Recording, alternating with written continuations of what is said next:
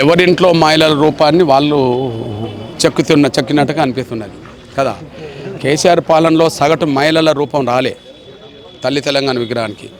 రేవంత్ రెడ్డి గారి పాలనలో కూడా రేపు ఏదైతే ఆవిష్కరణ జరగబోతుందో ఆ సగటు సాధారణ మహిళల రూపం కూడా వచ్చినట్టుగా ఏం కనిపించట్లేదు. దొరల పాలనలో వాళ్ళ ఇంట్లో మహిళల రూపాన్ని, పటేళ్ల పాలనలో వాళ్ళ ఇంట్లో మహిళల రూపాన్ని కానీ అణగారిన వర్గాల మహిళ సగటు సాధారణ మహిళా రూపాన్ని లేకుండా చేసిండు అనే విషయం మీరు తీసుకొస్తున్నాను.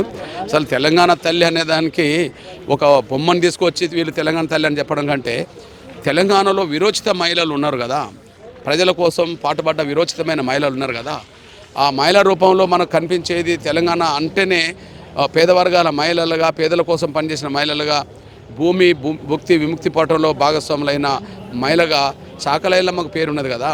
తెలంగాణ తల్లిగా ఆమె ప్రకటించి ఆమె విగ్రహాలు పెడితే ఆమెనే తల్లిగా అందరూ భావించుకుంటారు కదా. ఇప్పుడు హామీలే మోసపూరితంగా ఇచ్చారు. హామీలు నమ్మిన ప్రజలు కాంగ్రెస్ ఓట్లేసి రేవంత్ రెడ్డి గారు ముఖ్యమంత్రి చేశారు.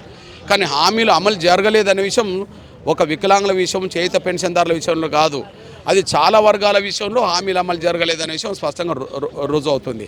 ఒక మాట చెప్పంటే, రేవంత్ రెడ్డి గారు అధికారంలో రావడానికి, కాంగ్రెస్ అధికారంలో రావడానికి చాలా అబద్ధపు హామీలు ఇచ్చిండు, అమలు చేయలేని హామీలు ఇచ్చిండు అనే విషయం కూడా స్పష్టంగా రుజువు అవుతుంది.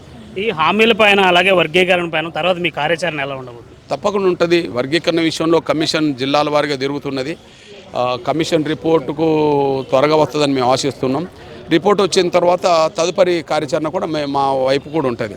అట్లనే ప్రభుత్వం ఏ వర్గాలకైతే హామీలు ఇచ్చి అమలు చేయలేకుండా పోతున్నదో, ఇప్పుడు చేత పెన్షన్దారులతో పాటు ఎస్సీ ఎస్టీ బీసీలకు సంబంధించిన, మైనార్టీలకు సంబంధించిన, అన్ని వర్గాలకు సంబంధించిన ప్రజలకు హామీ ఏ రకంగా ఇచ్చారో హామీ అమలు చేయని విషయాలన్నిటిని కూడా మేము దృష్టిలో పెట్టుకొని భవిష్యత్తు కార్యాచరణ కూడా రూపొందిస్తాం.